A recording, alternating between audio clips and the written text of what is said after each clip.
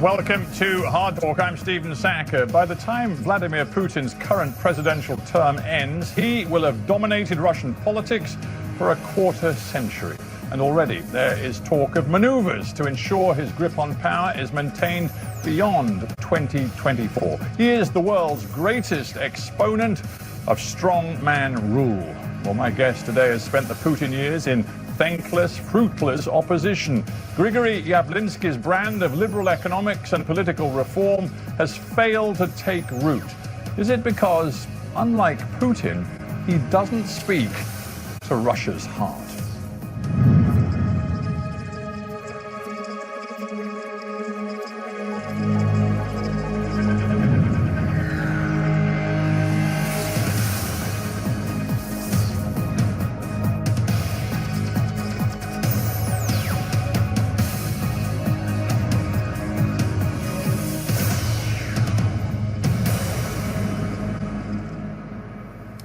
Gregori Явлинский, welcome to Hard Talk. Thank you for the invitation. You have had many years, I guess you would say too many years, to consider why Vladimir Putin has succeeded and you, in politics in Russia, have consistently failed. What is the key to understanding that? History of Russia is a very long story, and tradition in Russia, as you know, is not very liberal. And I'm fighting for a new era in Russia, for liberal reforms, for human rights, for justice, for divisions of powers. That never happens in Russia. But I'm doing that only for 30 years. It's not enough. Is it your conclusion that the Russian people simply aren't interested in some of the concepts that you've just outlined, justice, human rights? Is that not appealing to the Russian public? I think that Russian people is not very different from all the other people in Europe or in North America.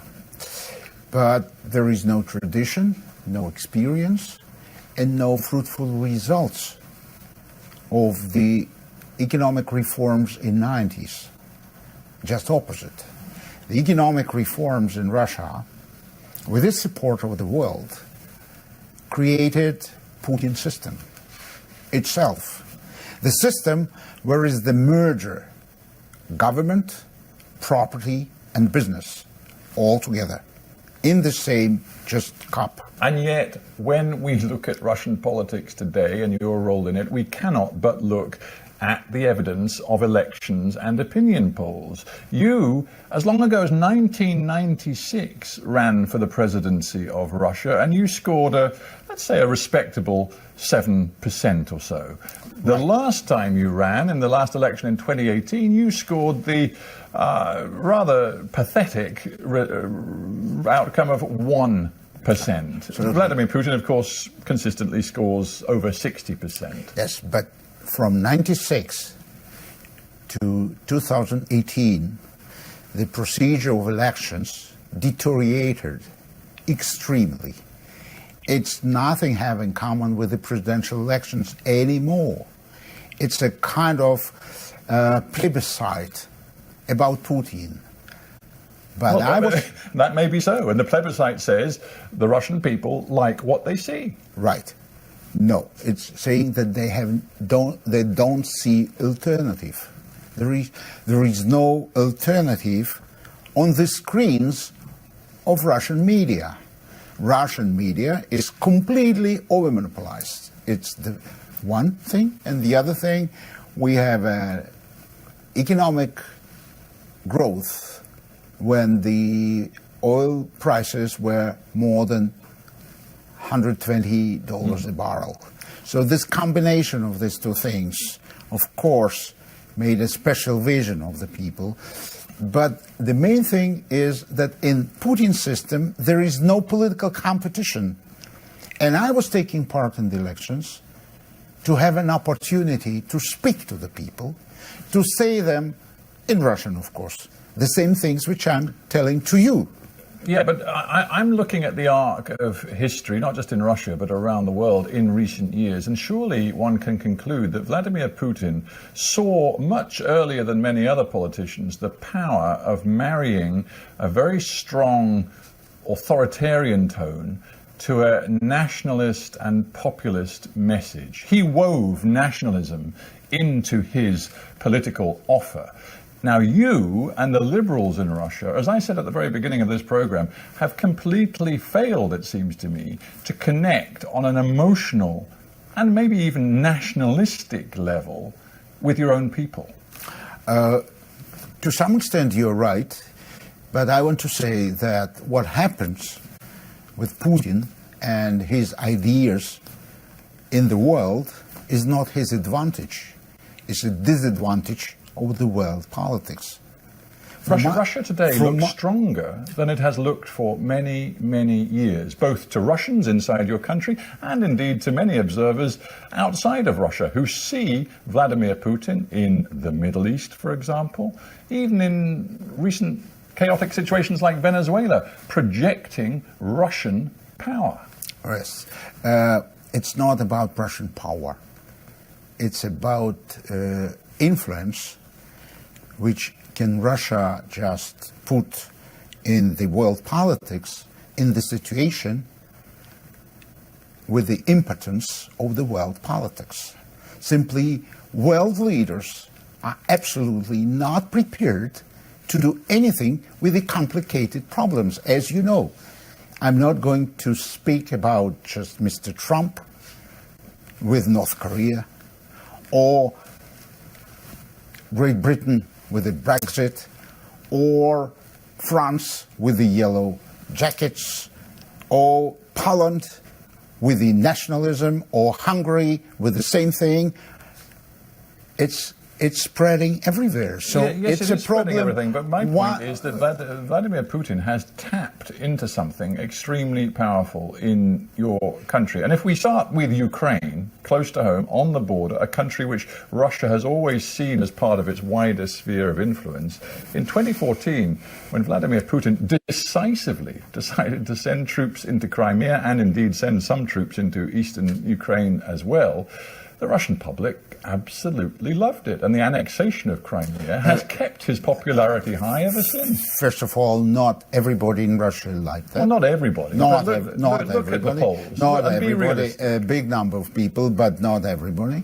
Secondly, it's what happens, at least, I would say, in the eastern Ukraine, it's a crime. Thousands of people, dozens of thousands of people is killed there. You have said that. So you've said the annexation, never mind Donbass and everything else, you said quite clearly the annexation of Crimea itself is an unlawful act. Absolutely. Crimea is not ours. Absolutely. Annexation of Crimea is unlawful act. There is no doubt in that. But it's necessary to clarify that to the world and to the people. And I admire, if I may say so, I admire your determination to speak out when you are swimming against a very strong tide. But nonetheless, if we look at the impact of what your position has had upon your politics, you are portrayed by Putin's people, and indeed by many others in Russia, as somebody who is fundamentally unpatriotic, who is betraying the interests of the Russian nation. This is not true because, and they know that, because I'm trying to look for the future of Russia, not only for today. Strategically, what happens in Crimea, in Donbass, and mostly in Syria is a trap. Is a trap of the future of Russia. This is the point. This is a key point. We are losing, with that kind of politics, Russia is losing its future. Well, you say that. The Economist magazine, which isn't given to hyperbole in these matters, recently wrote, as a result of Russia's policy in Syria in particular, there is, quote, a new swagger about Russia in the wider world. They've said Moscow has turned into a center of significant Middle East diplomacy, i.e. The Economist magazine sees Vladimir Putin exercising a real authority, turning Russia into a credible player in strategic politics of the Middle East. There are two things to say. First, it's just a very short view. It's not for a long time. For in a long term, Soviet Union was about 15 years. About 10 years was in Afghanistan and lost there 15,000 lives. And what happens at the end? All that collapsed. So, but you can say that in the middle of this 10 years, Soviet Union was in the middle everywhere. He was the strongest. He was fighting. Sometimes it happens with Americans in Vietnam, with the Russians, with the Soviets in Afghanistan. Today, Russians are in Syria. But it's a very, very difficult situation from the point of view of consequences. I see Russia. What you're saying, and of course, you know, pessimism sometimes is very well justified, but you're in the unfortunate position of, with your views, you're sort of suggesting that the Russian people are being idiots, because I've looked at the opinion poll evidence and I've dug into it a little bit, and the most recent surveys of opinion show that Russian people have a plus 34 approval rating for Vladimir Putin, quote, strengthening Russia militarily. They have a plus 29 approval rating for Putin improving Russia's international standing. So they don't buy your pessimism. So, two things. Once again, two things. First, Russia have no opinion polls. Forget about that. Don't use that. In authoritarian system, opinion polls by the state agency and halfly state agencies is not possible. But Russia isn't North Korea. I mean, you, Mr. Явлинский, when you go home, you can speak to newspapers. There are certain radio stations that will put you on air. Yes, it's not North Korea. I can speak to one newspaper and to one radio station. And I can't make that kind of interview in Russian television. It's not possible at all. At all. That's why I was taking part in the so-called presidential elections, to be able to say something to the people. Now, secondly, what I want to say, you know, not only problem with the opinion polls, but also sometimes it happens that for a long time looks like a complete failure in politics. Mr. Churchill was in that position some time. I see. So you're saying to me your time is yet to come, despite the fact you've been in politics the last 30 years. What I want to say, my time, I'm not sure, but the time of my ideas for sure will come. Let's think about Russia's status one more time, and let's think about what we see. And again, you say surveys aren't important. To me, they sometimes can be telling. 70% of Russians now say they believe Joseph Stalin played a positive role in their country's history. There is something going on here about Russia's attraction to stability, to a strongman rule, if I can put it that way, authoritarianism, if you want to call it that, which actually, for Russian people, when they look back in history and look at their country today, is delivering. Yes, Russians are just taking this stance because, and this view, because current Putin system is based on some principles which were created by Stalin. The principles like ends justify the means, the people are not important, the life or death is not important anymore. So many things, rights, there is no rights, there is no system of justice, there is no system of laws. It's only like a decoration. Yes, we have a decoration, which very looks like in the Western countries, but in the substance, it is still a power or one personality. But you said yourself that Russians have very strong and clear memories of the chaos of the 1990s. They remember the absolute poverty, the destitution that came with the collapse of the Soviet Union and the crony capitalism and the anarchy that we saw in the mid-90s. You were a reformer at the time. You wanted a market-based system. Maybe you didn't want the chaos, but you're associated with those failures. And what we see with Vladimir Putin today is that maybe it's a stagnant economy, but it's a stable economy. It has low debt, low deficits. Indeed, the IMF praises Russia for its responsible management of the public finances. Yes, you're absolutely right. The way of reforms which they were accomplished in the 90s was wrong. Now a lot of people understand that.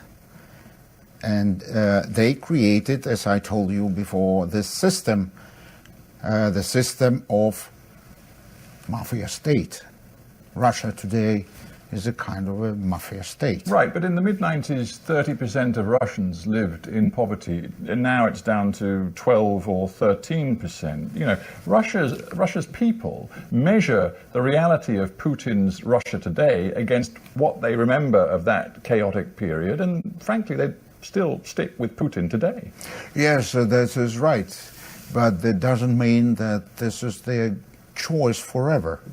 It's just if to compare along the strong propaganda, it's an understandable outcome of that. But you can recall what happens in Europe in 30s with Italy, with Mussolini, for example. I'm not speaking about Germany. It's a very special case. But let's speak a little bit about Italy, about Mussolini. Everybody was so happy with him. Everybody was voting for him. Everybody was supporting him. The Western countries were so happy because there were no unemployment, economic growth. But that is the way to nowhere. Now it is clear. I just wonder, again, I'm thinking about how the Russian opposition changes the dynamic, because you'd be the first to agree that, frankly, right now, you're not gaining traction. You know, your opinion poll standings, if you care about them, are incredibly low, and there's no sign of momentum growing on the streets or anywhere else. Maybe it's time for you to come up with a different economic message, which is less pro-Western, less addicted to sort of neoliberal Western economic arguments, and is more intrinsically Russian in its character. I'm not trying to implement Western recipe or Western model. What I'm speaking about the model which is necessary for Russia. Whether it is like Western or not like Western at the moment, it is not so important. It is in the minds of many Russians, because they seem to see the world. There is in the minds of many Russians because Putin system is trying to penetrate in the brains. And look, you know that everybody is saying in the world that Putin is trying to influence American elections. And Americans are almost crazy about that. Oh. So you can imagine what he can do in Russia. How he can influence this opinion polls, how he can influence all the other things in the elections, in the results of the elections. So it's not about what is he doing. My point is what is necessary for my country. Yeah, I understand that, and I'm just trying to get my head around where you go from here. Because with respect, you and I have talked before years ago, and frankly, you haven't really made political headway in the years since. And I've obviously, over the years, I've spoken to people like Garry Kasparov, the late Boris Nemtsov, who I interviewed a couple of times, and of course we know what happened to him, gunned down just outside the Kremlin. Strong country, strong Putin. But my point was that all of you, powerful, charismatic individuals who have failed to connect, it seems to me, with Russia's electorate. Now, the one man I have interviewed who did seem to strike a real connection was Alexei Navalny, because his message is, it seems to me, more nationalistic. it has a more Russian component to it.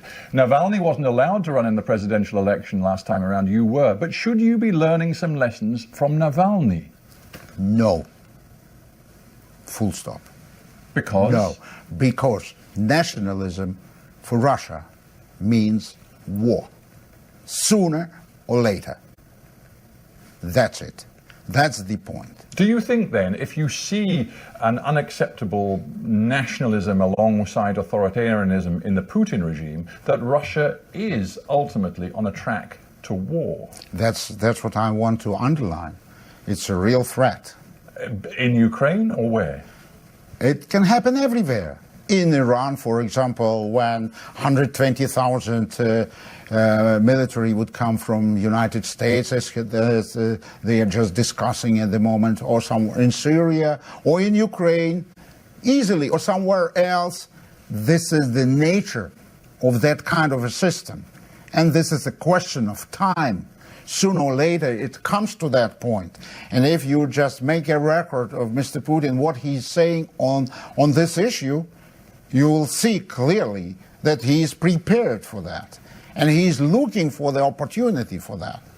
I'm just thinking to myself, perhaps Vladimir Putin has BBC World News in the Kremlin. Perhaps he's watching this interview right now. Perhaps he's heard you making a comparison with Winston Churchill and saying, let's not forget, Winston Churchill spent decades in the political wilderness before he came to power. And when he came, when the tragic things... Do you think when Vladimir Putin listens to you say that and say that my politics, my ideas will have their time in Russia and it will come, do you think he takes you seriously or do you think he laughs at you?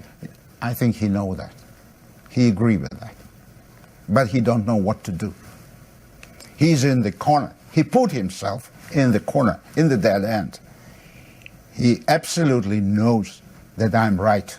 That not about myself, but that idea is the only future for Russia. So here, you know that. Here is the question for you, if you are to have credibility. You explain to me how you think it is that the system, because you're focused not just on Putin as an individual, but the system, how is the system going to be fundamentally challenged and dismantled by the opposition in Russia? This is the main and key question. What would happen after Putin? This is the key question. Because if the system would stay in place, then would come another person after Putin, but nothing would be changed. Even worse. It would be even worse than now. Running the same machine. Absolutely. So my question is this. What is it that will bring down this machine? Is it street action? Is it popular resistance? Because it isn't going to be the ballot box, because you say that elections are completely false and rigged. Absolutely. The main question for today and the main issue for today is to create the big, large, political, civil, democratic opposition party. That's what I'm doing.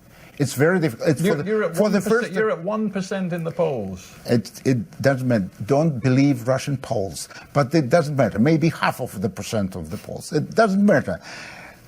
You're asking me what is necessary to do. I'm telling you what is necessary to do. It is necessary for the first time in the history of Russia to create the civil, political, democratic force. That kind of a force, maybe this is not for the first time, second time, which started and completed successful and peaceful reforms 30 years ago.